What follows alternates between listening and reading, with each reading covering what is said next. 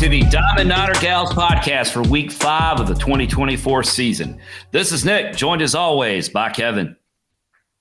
What's up, Niner Nation? Producer Brad, making it all work. Hey. And last but never, ever least, head coach Ashley Chastain. Good evening, everyone. All right, so we are a little late getting this out to you this week, but it's not like we don't have our reasons. We normally produce these on Monday night, but the softball team was playing on Monday night. So rather than talking about softball, we were watching softball.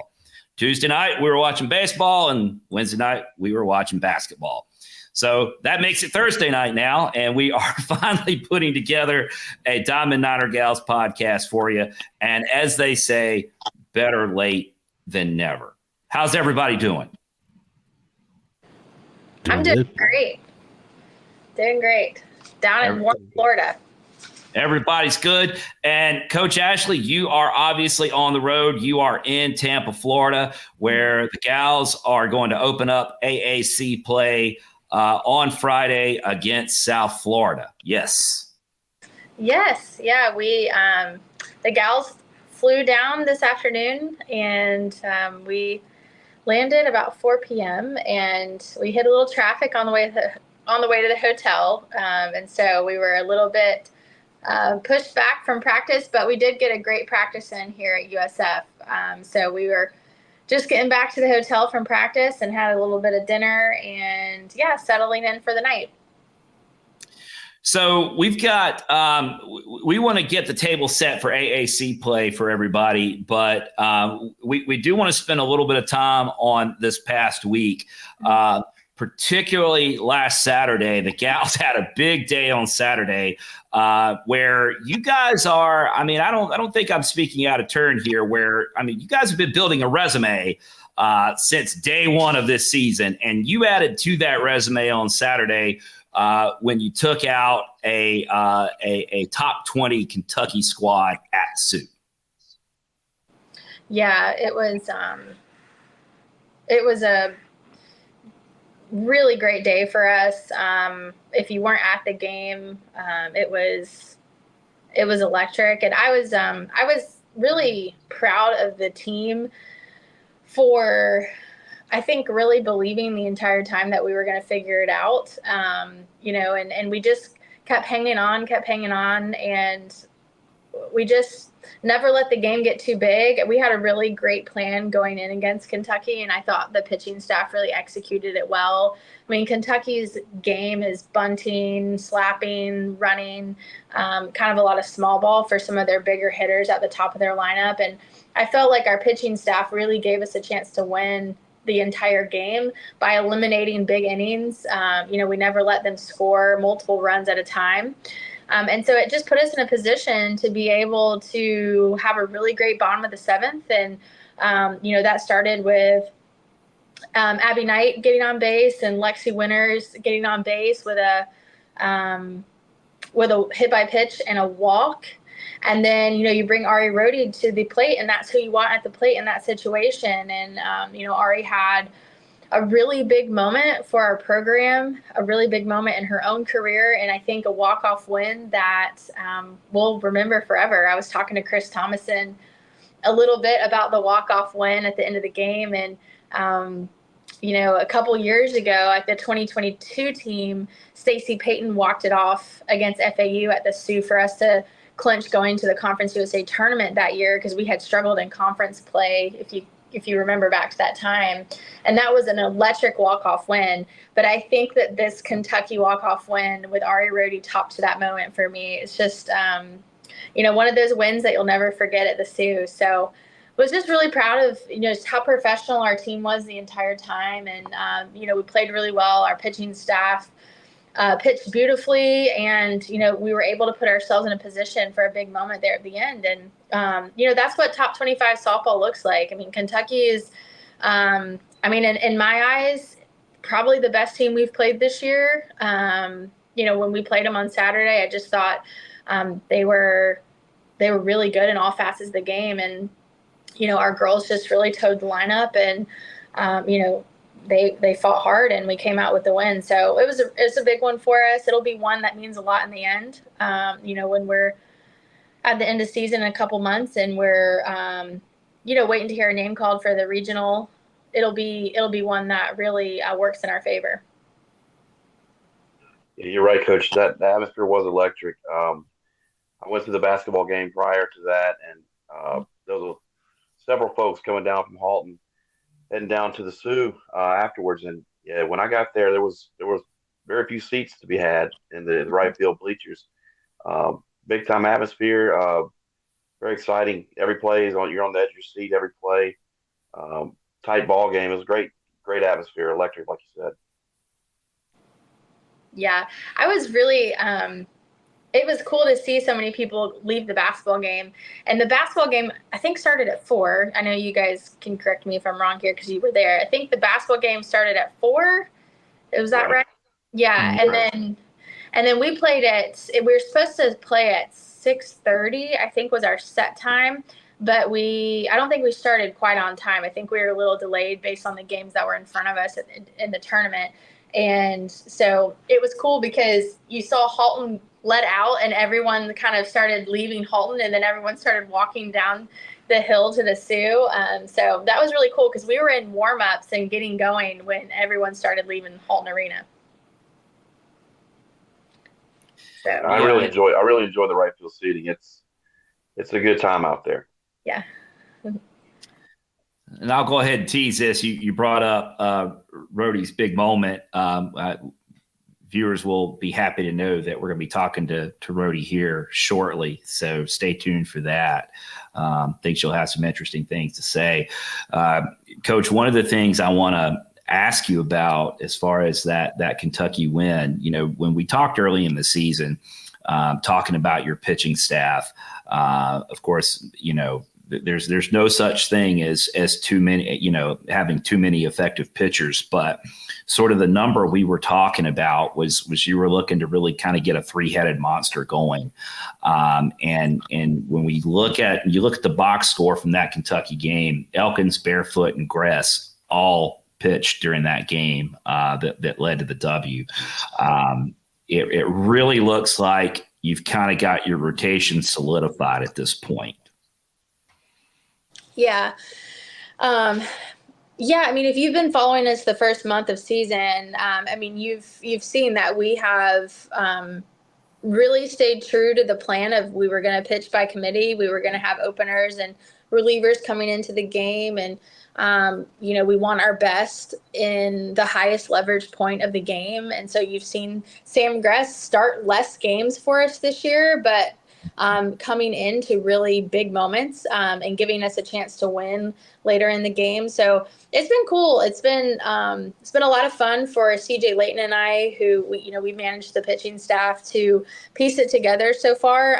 But that was one of my favorite parts of the Kentucky win is the fact that Lena opened it up really well for us. She pitched 1.2 innings and struck out 2 for us.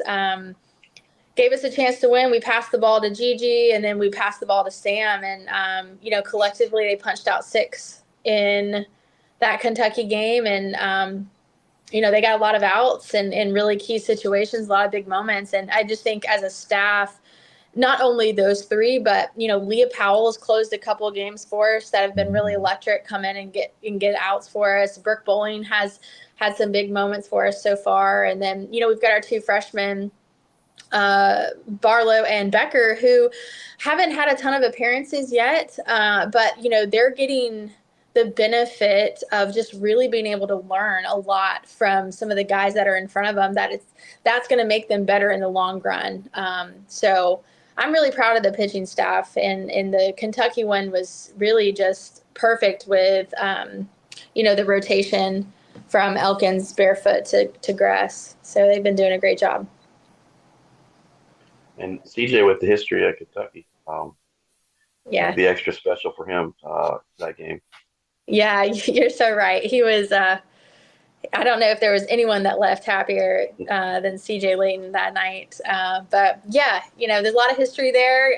Those are his people, and the people that grew him up. And, we're just thankful to Kentucky for coming to the tournament and, playing here in Charlotte. It's just so cool for us to have really great staffs and great players and great programs come into town and make these tournaments worth watching. So, we're really grateful for them coming into town. And, I don't know if CJ had anything to do with that or not, but, it was just a really cool game for the program. Yeah. So then you have you come back on Sunday and play a tough in-state opponent, UNC Wilmington, and you grind out another 1-run win, taking that game 2-1. Rodi again with another 2-run homer, and again you get pitching from Elkins and Gress. You really. You sort of you worry about with a big emotional win like the Kentucky game about how you're going to respond and how much energy and how much emotional energy you used in that effort. But really, the gals came back on Sunday and replicated the effort. Yeah, you're so right about a big win. One that you kind of had to hang on there till the end and win, and then you've got more games on the weekend or even more games later that day. It's definitely a mental and emotional grind. And too, on the flip side, when you come out of on the other side and you lose a big game like that, so close or right at the end, it's just that's what we talk a lot about, just how we're going to respond to things, no matter what the situation is. And so I was. We celebrated the win Saturday night, but when we woke up on Sunday, our eyes were set on Wilmington first. And that was one that, yes, an in-state team. We want to obviously represent our state really well and, an opportunity to play Wilmington. And actually, Brooke Bowling started that game for us. She pitched 3 innings and didn't give up any runs, didn't walk anyone. I'm sorry, yeah, she gave up 1 run, but didn't walk any runs, didn't walk anyone, had a really great appearance for us and 3 innings pitched. And then we gave the ball to Lena, who also pitched well, 2.2 innings for us. I'm looking here back at the box score because it seems like it was weeks ago. And then we actually ended the game with Barefoot, and Barefoot was set to open our game 2 against Minnesota that day. So she was already getting loose and was ready to go. So we brought her in to get a couple outs there to end the game. The game was close at the end. We squeaked it by 2-1 and really held our composure and won the game. But I believe Wilmington was first and third there at the end in the top of the 7th, and we let George come in and get the job done to secure the win. So it was another great win for us. And, was proud of how they came back, just had kind of flushed the victory of Kentucky and really kept their head down and their eyes forward on, okay, now we got to get Wilmington, and I thought they did a good job. And then the second game of that doubleheader, you faced Minnesota, roller coaster game back and forth. Kind of went down early, jumped back ahead, then fell down late. But exciting game to watch. I'm not sure if it's a exciting game as a coach, but exciting game back and forth. It was a good softball game to watch. Tell us your thoughts on the Minnesota games that closed out the Queen City Invitational. Yeah, I think the first game, we were down early, and then it was really great to see the team make such a comeback there. And it was a ton of offense, a ton of runs scored on both sides. So it was kind of a different game for us because that really hasn't been the tale of this team in this season so far. So it felt different for me, just with so many runs scored on both sides. Sometimes the game is just like that, as you guys know. Unfortunately, Minnesota really came together there at the end. And, I felt like, I told the team, I felt like, they tried to hand it to us several times, especially when we came back, and they had a really hard time commanding the strike zone there in the middle to end part of the game. And we scored a lot of runs because they gave us a lot of base runners. And then we just really weren't able to close the door. And we talked as a team just about how important it is that, it's never enough. So we need to score as much as we can while we can, and just really learn how to shut the door, slam the door on securing the win, because that was a huge lesson for us that we really hadn't learned yet as this group of, as long as there's outs to be had, the game can be won or lost by either team.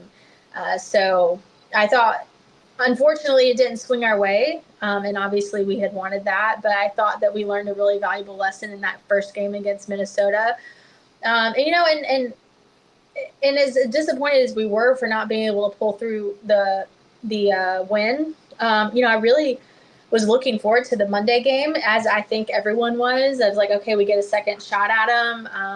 They're here on spring break. They're playing a bunch of teams in the Carolinas, so they were able to stay and play us Wednesday evening, as the tournament kind of got changed on the front end because there was weather.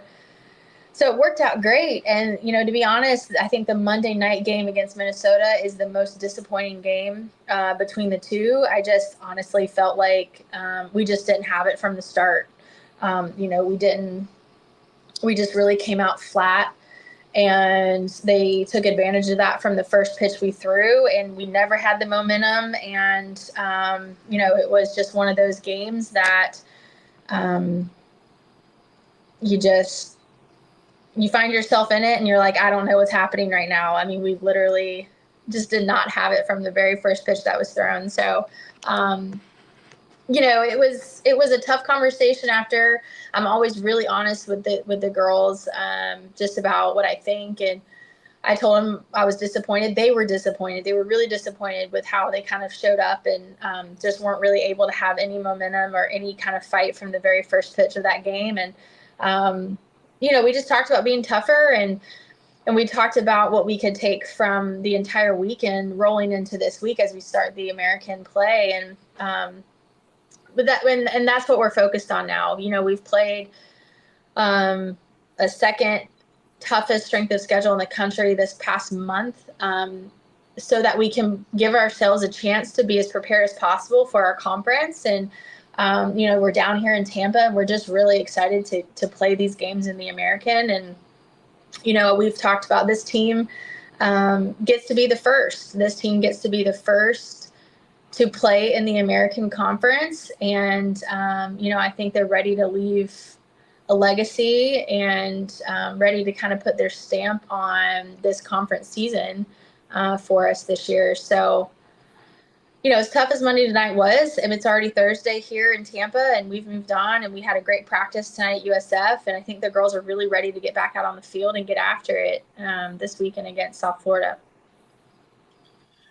So I'm always the eternal optimist when it comes to stuff like this, Coach. Let me try an idea out on you here. I know those games against Minnesota, especially that Monday game. Not what you're looking for, but I did notice something, and you tell me if I'm wrong, but I think it's a good omen. Is it just me, or is Ella Chansey starting to heat up? Yeah, that is so true.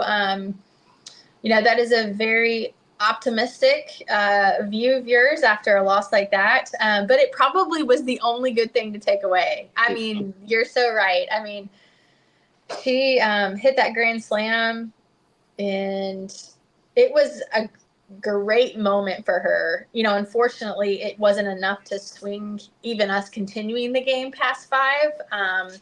But yeah, I mean, I think it was definitely a big swing for her and big confident boost for her. And she had an RBI double in the first game against Minnesota.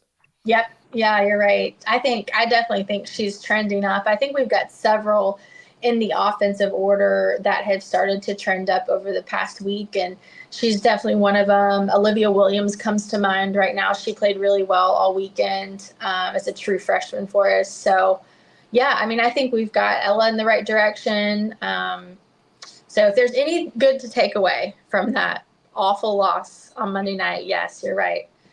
Ella is getting hot. Kevin, I'm here for the positivity, Kevin. If you're looking for negativity, that's what social media is for. That's right. Well, I'm gonna continue with the positivity and staying hot.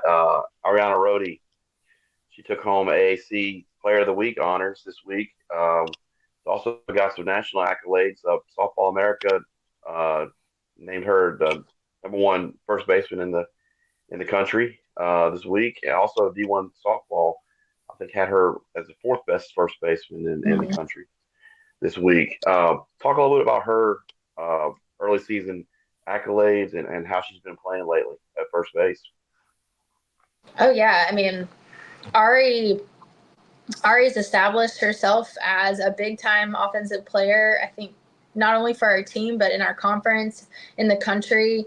I mean, she's doing fantastic, and I think freshman Ari got to learn a lot. She got to learn a lot from Cass Krupit. She got to learn a lot about herself. She got some experience her freshman year, but I think sophomore Ari Rodi is more mature, better mindset, training at a really high level, and just really kind of poured herself into becoming the best first baseman and the best offensive player in the box that she could. And I think from a first base standpoint, I think for the skills of the game, the skills of the position, she really had to pour herself into.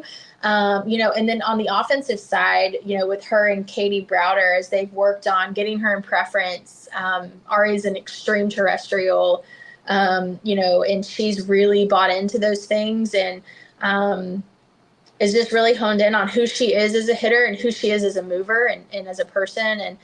And she's really elevated her mentality. She's more mature this year. She is just more composed. She's swinging at strikes. She has a ton of power. And so it's just really awesome to see like all the things come to fruition that you imagine when you recruit somebody, because the Ari that you see now is the Ari that we felt like we'd have when we recruited her. And I think she had a good freshman year, and now she's having a fantastic sophomore campaign. And I couldn't be more proud of her and happy for her. And, the recognition that she's getting nationally is so deserved. And so she's just getting started. I told her the best is still yet to come. I'm here for that. We are going to get Arianna in here and talk to her for a bit. But let's set the table, Coach. Let's set the table for the weekend, and then we'll transition into talking to Ari. I know you're going to say we don't think about it that way. We don't talk about this stuff, but conference, you're still going to have non-conference games. Midweeks are always a part of that, but your non-conference schedule as far as weekends go is over. You guys sit at 10-8. And you've got a strength of schedule of 5, just 5. One, that is a tremendous compliment to you and the staff's ability to put a schedule together and to be willing to play basically anybody, anywhere. That's fantastic. But the other thing, the flip side of that is at 10-8, with some of the resume wins that you have, your RPI is 24. And yeah, I know you're going to say we got a lot to go, a lot of things can happen. But what I would suggest to you is that what that tells me, strength of schedule of 5, RPI of 24, that you guys as a staff have done what you needed to do. And the gals have done what they needed to do to put you in a position where all your goals are right there in front of you. There's a lot that you guys can accomplish with the current where you sit currently statistically. Oh yeah, I mean, it's all a part of the plan, and it definitely is a philosophy and a mindset that, we have here as a staff, and honestly, the backing of the administration that, they support us to play the toughest schedule that we can. And, for the past 5 years, that has been a focus of ours. We live in Charlotte, North Carolina. We think it's, one of the best cities in America. And it's a great place to play softball. We can host a lot of really great opponents. We can play a lot of really great opponents that are 2 and 3 hours away on a Wednesday, or have them at our place, and we can put together really good tournaments. So, we're going to play the best schedule that we possibly can to prepare us and give us a chance to win championships and compete in the NCAA postseason in May and June. And so that's the plan. And if we don't put ourselves in those games and in that position, it's not even possible. So, I'm proud of the way we've played so far, and I think it's going to definitely prepare us for the American play. And, I think as a staff, we've had so many opponents week to week for the first month. I mean, we play 4 and 5 opponents a week, and it's a ton of video and scouting. And I think as a staff, we kind of look at each other and we kind of take a deep breath and like, oh, okay, we only have to worry about South Florida this weekend. So, Nice change of pace. Yeah, it's great. We've obviously scouted them and watched a ton of film, but we didn't have to worry about other opponents. And, I was really excited when the conference schedule came out, and, we got to come to Tampa and play USF here in the first weekend in the American. Ken Erickson and his crew, we highly respect them. They're a great program. They have a ton of tradition and history here. They've been to the NCAA postseason a ton. They have great pitching always, and that is definitely true with this team here down here this year. They've got 2 really good arms that have thrown a lot for them, and so I definitely think the weekend is going to be very pitching oriented. Our staff against their staff. I think that's the matchup is going to be one really in the circle, and who executes the best over the course of the series. So it's going to be great. It's going to be great softball. It's great weather down here. It's nice to feel some 80-degree temperatures this evening at practice. And it was a beautiful evening at the field, sun going down, and, you kind of feel like you're in Florida. Guessing you left the puffer coat at home. Yes, I did not bring the puff coat. My suitcase felt a lot lighter because I didn't have to bring so many layers and jackets and things. So that was a nice change of pace. The first thing I thought of, Nick. I was going to ask the same exact question. Yes. The puffy stayed in Charlotte. Yes. Good. You're looking through some of the game notes, Coach. South Florida, we shared a conference with them in the Conference USA early days. But I didn't realize this. That we never won a game down there when we played in original Conference USA. So definitely something to shoot for this weekend. And I'm sure it's a really nice venue for softball this weekend. Yeah, I actually did not know that either, Kevin. So that's news to me about the early days of the matchups. But yeah, it's a really nice complex. It's been a really long time since I've been down here, and they've done a ton to it. It looks really nice, and it's really cool. You guys would love it because the softball field is here, and then the baseball field is right next to it. And in between is like the concession stand building, all of the hospitality area. So that one side of it faces softball and the other side of it faces baseball. It's literally connected. Like the concourse, you walk back and forth to both. So it's a really nice venue. They've got great facilities, great resources. It is a great place to play. I actually saw that. Oh, man, all the years we're running together, Kevin. We opened up baseball in a tournament there in 21. And we went down there. My daughter and I went down to that and saw that facility. And I had forgotten that. That's true. They do share concession stands. They share a concourse and concession stands. I think, correct me if I'm wrong, Coach, but I think they do have like an extra large net in between the 2 facilities to try to prevent foul balls from going back and forth. Maybe. Yeah, I think there's something down. It would be left field line for softball, and it's the right field line for baseball. Yeah, I think there's something there. Yeah, because you're in play. I mean, if you had a game going, a game going on at both places, like so often happens at on Phillips Road,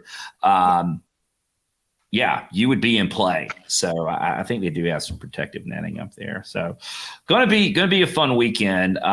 ready to see what we can do in AAC play. So yeah, it's going to be a great test for the gals this weekend. Why don't we transition over, and why don't we go ahead and bring Ari Rodi in and see what is up with her in Tampa tonight. What's up, Rodi? Nothing much. How are you? I am doing great. Thank you so much for taking time to talk to us tonight. Thank you for having me. Okay, so we're going to start off with something. We're going to start off with a really easy question, okay? Just something to get the juices flowing here. Ari, are you feeling in preference tonight? I am. We just got back from practice, and I felt pretty good there, so we're staying in preference. All right. That's what we're looking for. See, Coach, we know the lingo now. We can talk to people. That's awesome. Fake it till you make it. Right, Nick? It's crazy how once you know stuff about voter preference, it's crazy how you almost can't unsee it. I mean, even as you watch people, you watch the kids, it's just, that's all you think about. Yeah, so we've learned a lot already. We're just going to keep learning. But Ari, we want to kind of take some time to get to know you a little better and let you kind of tell your softball story to Niner Nation. So why don't we start talking about your childhood and your early experience with softball? So what are your earliest memories of playing softball? Well, I started when I was 4. I had an older sister who played softball, so I looked up to her. I was like, I want to do the same thing as my older sister. So my first memory, it was called CLCF Mini Gals. It was the Cranston League for athletics, and we played on this mini field, and it was coach pitch, and I was 4 years old just running around.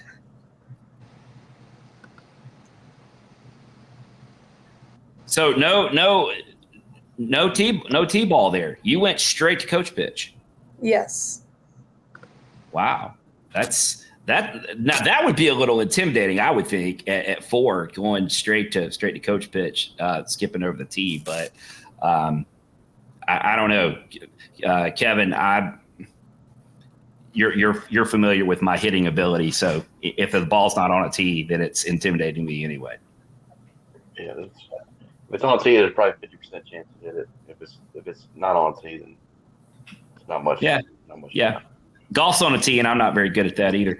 So your sister is your sister was actually a D1 athlete, Nicholls State, I believe. Yes.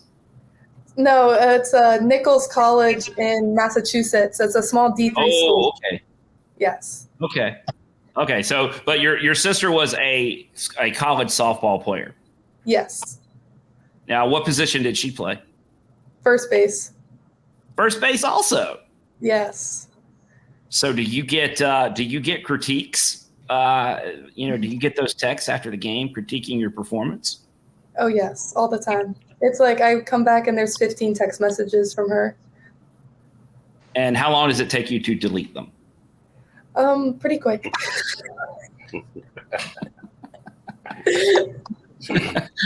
Everybody's a critic. Whatever. Leave me alone. Well, that's cool. Okay. So we talked to various gals. So many of you played multiple sports growing up. So were you a multi-sport athlete, or were you focused on softball? I was a multi-sport athlete. I grew up playing ice hockey, which was the first sport I ever played. Started skating when I was 3 years old. And then I also played tennis. Ice hockey. You might be one of the first softball players at Charlotte that played ice hockey growing up. First one I'm aware of. Yeah. Talk about growing up in Rhode Island and then finding your way to Charlotte. How does that happen for a softball player playing up in the Northeast? Find out about Charlotte and get connected and end up playing first base for the Niners. A lot of credit goes to my travel ball organization, the Rhode Island Thunder Gold.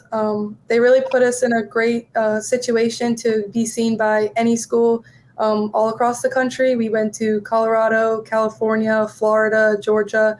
So their exposure really helped. And I think growing up in the Northeast, I wanted to get away from the cold weather and be able to play at a school where I could be outside on the dirt all year round.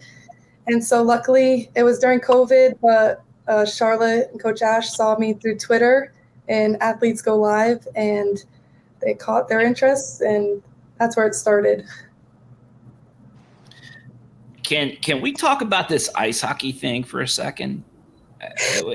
I feel like we need to maybe hash this out for a second. So your mom and dad, Anthony and Barbara, right? Yes. They put you on ice skates when you're 3. And not only ice skates, but ice skates with pads and other kids in pads, and you're playing ice hockey at 3? Yes. So when you're that young, it's called learn to skate. So you're just learning the basic skills of hockey. Like you learn to push yourself around on a milk crate. That's how you learn to skate. If you fall, you use the milk crate to get back up. No one helps you. You got to figure it out yourself.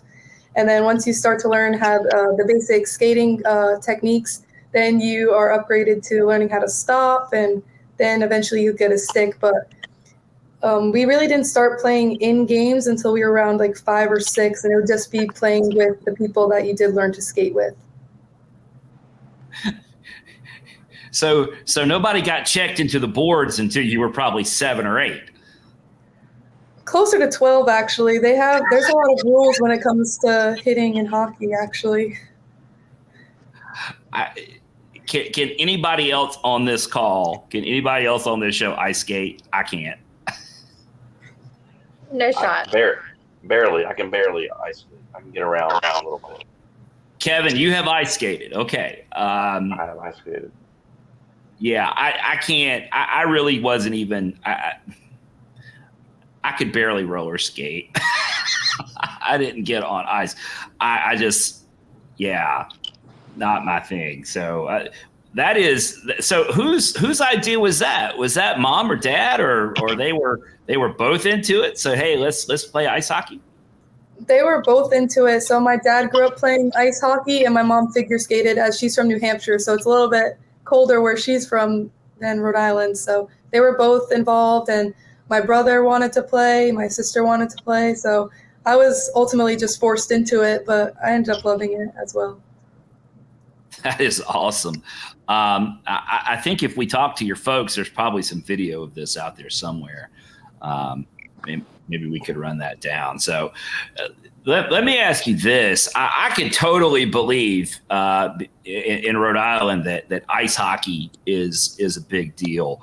How big is the softball scene in Rhode Island? It's honestly a sport that I feel as though is just starting to get the notice that other parts of the country receive. I think a lot of that comes from the travel ball programs that are starting to put their names on the map from up there. But I would say around my age was the first true intense travel ball players coming out of the state of Rhode Island. I mean, there were obviously multiple really good players coming from the past, but you're starting to see a production of a whole class of athletes coming out for softball now. That's interesting. You mentioned the travel ball scene. I'm sure your travel ball schedule took you all over the country. How much of that was in the Northeast in tournaments up there? We would play one tournament, one in the fall and one in the summer that was in Massachusetts. Besides that, our local tournaments were in New Jersey or Pennsylvania. And we would do maybe one or two of those each season. And then the rest we would be hitting the road all across the country. So you mentioned that the staff found you or at least became aware of you online during COVID. So when you first started to hear from the staff at Charlotte, like how aware were you of, well, I mean, just the city in general, the school specifically, the softball program, like how much knowledge did you have coming into this process? Honestly, not a lot. I knew I wanted to specifically come to the Carolinas. My travel ball was really wanting to push a bunch of us to come down here. They said the softball is amazing. Like, if you want to play the top-notch softball, to come to the Carolinas. And so I didn't know much about the school in general, but that really sparked my interest. And then I did some research once I heard from them, and I fell in love. I love that, Kevin. That might be the quote of the season. I found love.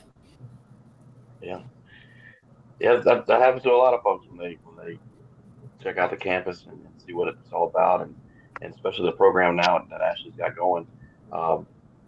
It's been the last 5 years have been great, right? Yeah, so it has. I mean, and Coach, you're sitting here with us. I mean, that you're seeing the fruits of the momentum that you guys have been building, because I mean, you're being a bit of a trailblazer here, because it sounds like there might be a pipeline of players from a place like Rhode Island that might be looking to come to the Carolinas. So, what else you got cooking up there, Ashley? Oh, we always have a lot cooking around here, but we'll keep focused on Ari. I remember back when we started following Ari, it was in a very interesting time. I think we kind of talked about this when Lena was on the show a couple weeks ago, but Ari's in that same generation of players that we had to battle COVID and recruiting at the same time. Yeah. And so Ari came from an organization, the Rhode Island Thunder, that she spoke of, that is really well respected. They are really well coached at the travel ball level, and it's an organization that isn't really big like some of the travel ball organizations have gotten, kind of coast to coast. They have teams everywhere, and the level of play is very different team to team. The Rhode Island Thunder, I mean, they have one team, one age group. And so it was a group of players that really caught our interest, because these guys, they were coached well. They looked like they knew the game. They looked like they could play together. They were all kind of from the same area here in the Northeast. And we obviously thought that Ari could hit. And, that still is ringing true today. She's, living that legacy out. But there was a lot about Ari that we really, we were just attracted to. I mean, I think she's, obviously the conversation was great when we started recruiting her. We thought that her personality and who she is as a person would fit really well into what at the time we were trying to build. And then I just loved that she played ice hockey. I loved that she had some other interests. I mean, I am not a skater. I also do not know how to skate. That was not something, as being a Georgia girl, we ever learned how to do. And so that just was really intriguing to me. I thought that, gosh, if she plays ice hockey competitively, she must be super tough. And so that was something that really just drew our eye to her and her story. And then when we found out she really wanted to go to school in the Carolinas, and then also she has some family kind of close in the area too.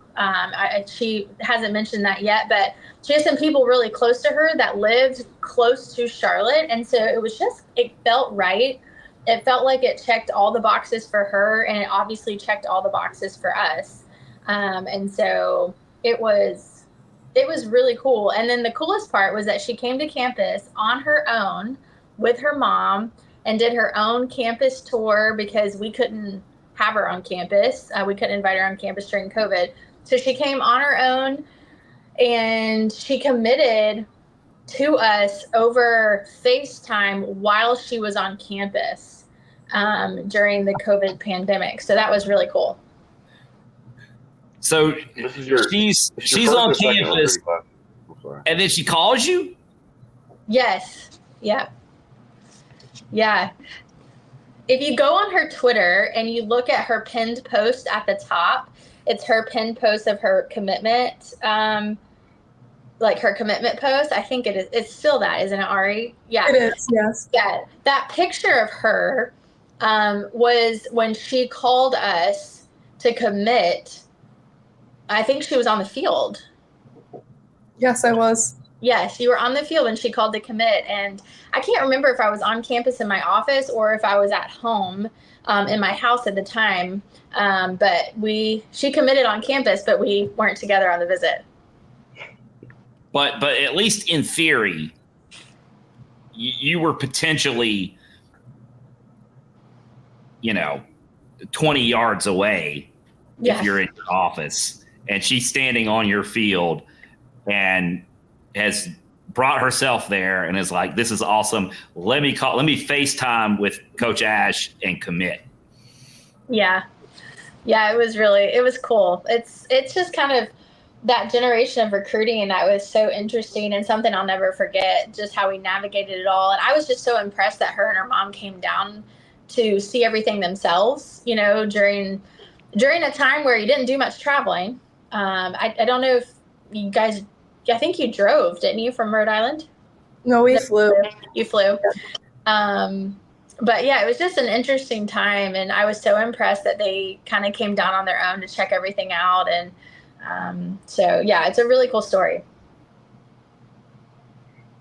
Sorry, Kevin. I think you were about to say something relevant. No, I was just. This is your second recruiting class. You had, as a coach, head coach, right? Yes. Yeah. Ari. Yep, that's right. Ari would be the kind of that second full class that we recruited. Mm-hmm. And yeah, you already mentioned the timing was. That was a tough time for a lot of folks to do recruiting. Oh yeah. Mm-hmm. But yeah, the Zoom era, I guess you'd call that. Yeah, we just kind of figured it out, and obviously it paid off for us. We did the best we could, and we've got several players during that time. I talked about Lena, Ari, that are, just a huge part of what we're doing right now, in building this thing. So it's cool. It's cool to see them here now and look back and talk about the story. So, Ari, you as a freshman, you played a little bit of a role as an understudy, if you will, and obviously you studied really well. Last year you hit 250, hit 5 homers, kind of foreshadowing the power that your game has, drive in 13 runs. But the thing about your stats in limited time last year as a freshman is you've already eclipsed all of them. Just in the first few weeks of the season here, you're already at 7 home runs and 17 ribbies so far into the season. You're the reigning AAC Player of the Week. My goodness, just talk to us. Share with us about your journey from your freshman year to this year and the step forward you've taken, and just how much impact you've been able to have on the field so far this year. Yeah, coming in as a freshman, you're kind of just doing anything to survive each day, getting to learn how everything rolls around here. And so I think part of that was me just trying to figure out where I fit in and how everything goes each day. So last year, obviously, it wasn't the best year I wanted, but I also got to learn a lot of lessons. I needed to grow a lot emotionally and mentally as well as physically. And I think having Cass lead me in a way was really eye-opening and has led me to a lot of success this past year, this year. And so I really am thankful for Cass for just taking me under her wing last year and just having those one-on-one conversations and showing me the mechanical ways of learning how to hit and play first base at such a high level. So I think the biggest change for me between last year and this year is my mental game. I'm a lot stronger when it comes to failure. And when things aren't going my way, I know that I need to keep myself composed and that I don't really need to change as much as what I'm doing. Just keep pushing through and things are going to fall your way. Congratulations again on Player of the Week. We kind of almost went viral on over the weekend with the walk-off home run you had to beat Kentucky. Take us through that at bat. Late in the game, we had trailed most of the game, if not all the game, and then we hit a walk-off home run to win. Take us through that at bat. Late was it Saturday night? Yes. So, coming in, we had runners on. I was just looking to pass the bat and continue the rally to keep it going. I'm pretty sure it was Abigail Knight and Lexi Winters who got on base and had really good at bats. I just wanted to keep that pace going. She was throwing a little wild, so I was trying to hone in on keeping my zone at the plate. And so, I took the first pitch was a ball, and then the second pitch was the pitch that I swung at and hit over the fence. But ultimately, I was just trying to hit a line drive backside, just trying to pass the bat to my fellow teammates. And luckily, the ball just kept on traveling. Right, that was amazing. It was. Thank you. Like when you're trailing the whole game like that, and then all of a sudden you flip the script and you're on top. That's there's no better feeling than that as a fan watching. I know it had to be ecstatic on the field, rounding those bases, and then meeting your teammates at home plate. Yes. So Kevin's right that the video of your walk-off got a lot of run on social media. And part of that was verbiage included in that about you being terrestrial, which I'm glad we knew what that was by that time. So when Katie first started talking about motor preferences, and the first time you started realizing that or being informed that you were quote unquote terrestrial, what were you making of that? Well, I've heard that. I've heard the language that I'm very much based into my legs. I like to take up a lot of space when I do athletic movements, but I've never heard the word terrestrial. So being able to put a word specifically into how I move my body made a lot more sense for me. So yeah, I've been told that I'm a big player. I like to be low to the ground. I walk through my heels a lot. I've been told that a lot throughout my childhood. So it was nothing crazy new. It's just learning how to buy into how to use it to your benefit. Do you cross your right over left or left over right when you cross your arms? Right over left. Like regular people do, Kevin. I don't know. I'm the outlier, I guess. Ashley, which one are you, Ashley? I am left over right. Oh. So, see, Kevin, it's all the brain trust people. Coach Ashley, you, the people that really know what's going on, left over right. I guess you're right. Yeah. I used to be a Us pitcher, mere too, so mortals maybe are right over left. maybe it has to do with being a pitcher or something. I don't know. I don't know what it's got to do with, but there's got to be something to it. We'll have to dig into that. So, all right, we're gonna give you a chance. You have I don't know how to. I guess the best way to describe it is you have a rather large cheering section, and they even have their own T-shirts, and they say, "Hey, roadies." And I think we met. I don't even want to get.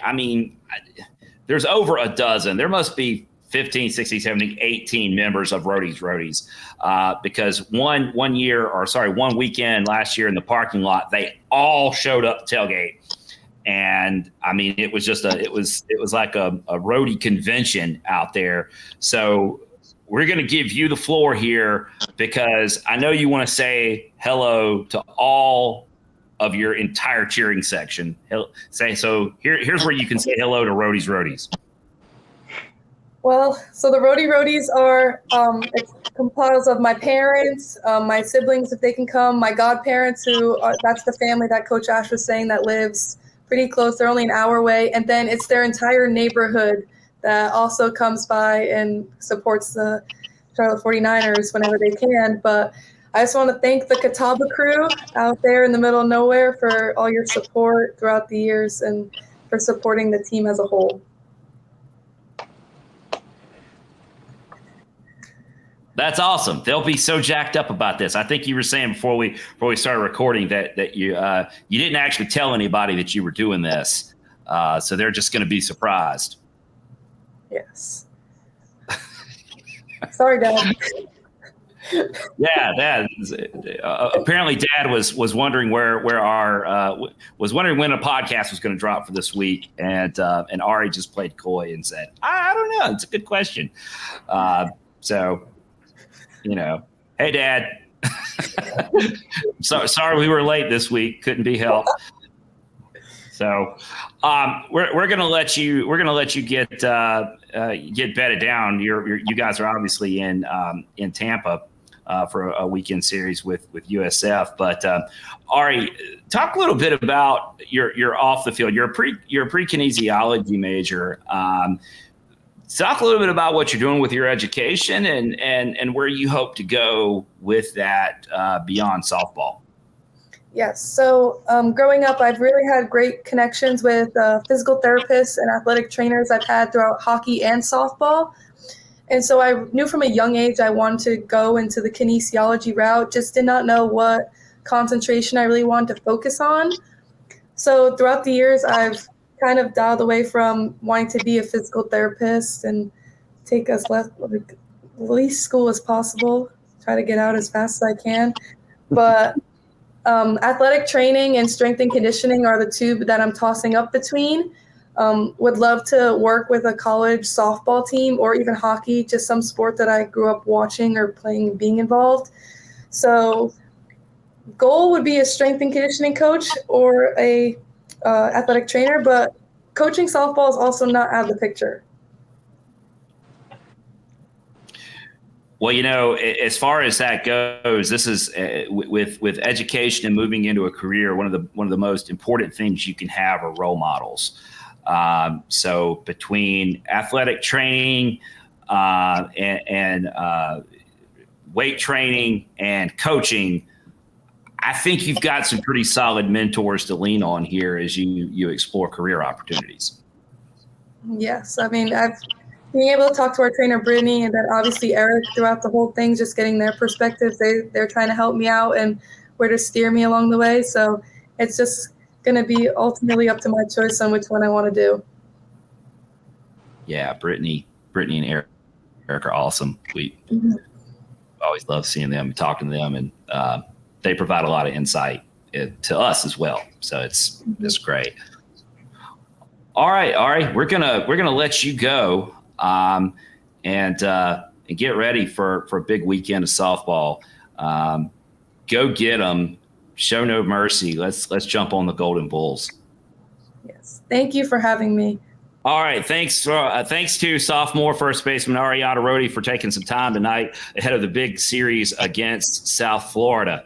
We're out of time for this week. If you are watching this on YouTube, make sure to subscribe to our channel and turn on notifications to be notified of new content. We really appreciate you watching this episode of the Diamond Niner Gals podcast. You can check out Diamond Niner Report on social media. We're on Twitter, we're on Facebook, and we're on Instagram.